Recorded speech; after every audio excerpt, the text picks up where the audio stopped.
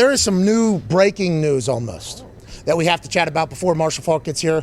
Yesterday on the Let's Go podcast show that is on Mad Dog Sports Radio, Channel 82, which is right over there. Yep. Yeah, get it. Get him on camera. All right. Yep. Yep. Got it. There we go. There we go. This guy's got it. Boom. Bang! Right there. Zoom.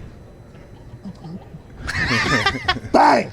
That's Mad Dog Sports Radio. I have a camera where I could just kind of go wherever. Because we always said that the only purpose of Radio Row is to see what everybody else is doing. Now, granted, you get a lot of great guests. Oh, yeah. You get a lot of great guests, but I mean, there's no reason for us not to check anything else. But anyways, on that Sirius XM channel right there on the left, Mad Dog Sports Radio, Tom Brady has his Let's Go podcast show with, obviously, Jim Gray. Right. Yesterday was fascinating and will be talked about because mostly Tom Brady said, yeah, I ain't retiring.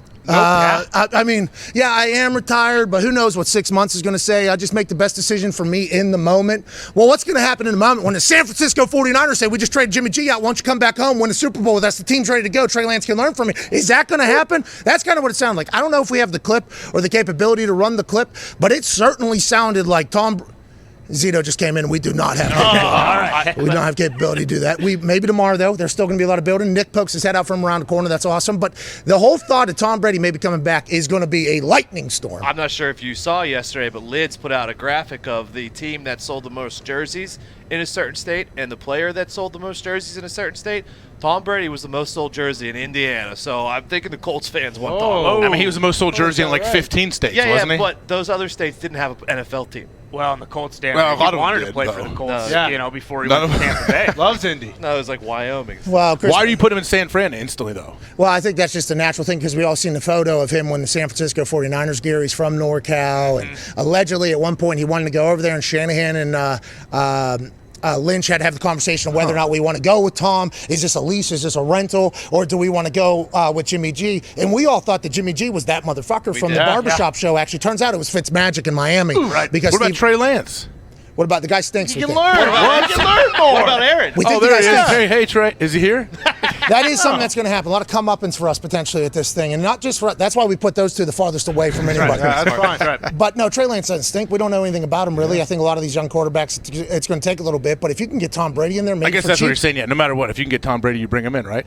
That's what I've been saying for years. Now, it worked out for Tampa, and obviously I was right, everybody else was wrong. But moving forward, the thought if you could potentially get Tom Brady in your building, you try to get Tom Brady in your building. And he did not make it sound as if he's retired forever. Now, Aaron said, if I retire, it's not going to be like I'm coming back and going back and forth. I think he saw the Favre do this entire thing from an inside perspective and probably got tagged in a lot of stuff, and probably that's in his world. Him saying, if I retire, I'm retiring for good. Tom Brady with Jim Gray, and Jim Gray was asking us hard-hitting questions all year. He always does. Hey, by the way, his journalism was never questioned all year. No, nor should it be. Mine was. Well, often. Yeah. Jim Gray obviously asked the very difficult questions, but AJ, you think Tom Brady comes back, the world will burn down yet again. So this just means he didn't want to be in Tampa anymore? Is that what's going on? Whoa. Or just the ultimate competitor understands that there's going to come a time chance where he wants to get back in the game? What are we? We're a week, 2 weeks out from him retiring, right? Yeah. And he's already saying, like, hey, you never say never. Like, that's what would worry me. Not worry me, but actually excite me about Tom potentially playing again. Well, Tom's right? like scratching. Yeah, he's itching already. Well, he's an addict. Yeah, he saw his future. He was throwing balls to Beckham's kid off of a yacht, and he goes, I mean, this is nice, but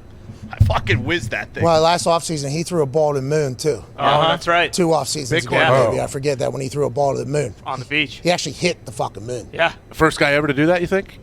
Maybe Joe Montana. Joe Montana. Chris Angel can probably do it, too. Well, Chris Angel does have football pants. We've seen him wearing those. But Tom Brady's dad, there. Remember a couple years ago, Tom Brady's dad saying like he worries for him whenever Tom's done. He's like, I don't know what Tom will do when he's done with football. He loves it so much. He's so into it, right? Aaron Rodgers is going to have to ask the same question to himself. Yeah. And we've experienced it. I think we've seen it. Now, granted, your ending of football much different than mine.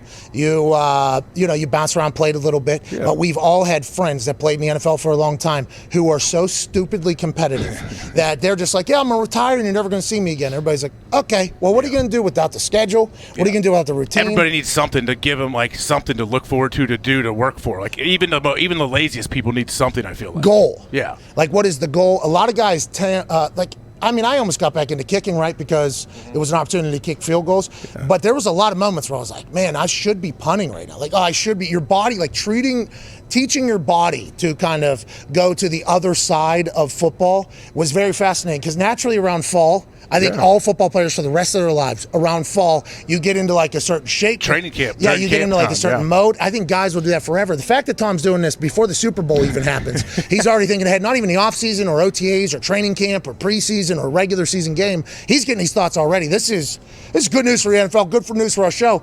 But what's going to happen with the Buccaneers? They're just going to watch this guy go play football somewhere else while Blaine Gabbert's fucking slinging the rock down there? Well, I think part of it is that he didn't really maybe want to retire, and then all the stuff with Darlington came out, and it felt like he kind of he forced his hand. He had to do it, and now he's like, fuck it, I made a mistake. I'm not done. I don't want to be done. These guys took this from me. This is Schefter and Darlington's fault. Could be. It's certainly possible. For a long time. And San Fran, too. You get Kittle in there. You get Gronk in there. You know, Tom likes his tight end. Oh, yeah, because Gronk said year 12? Yeah.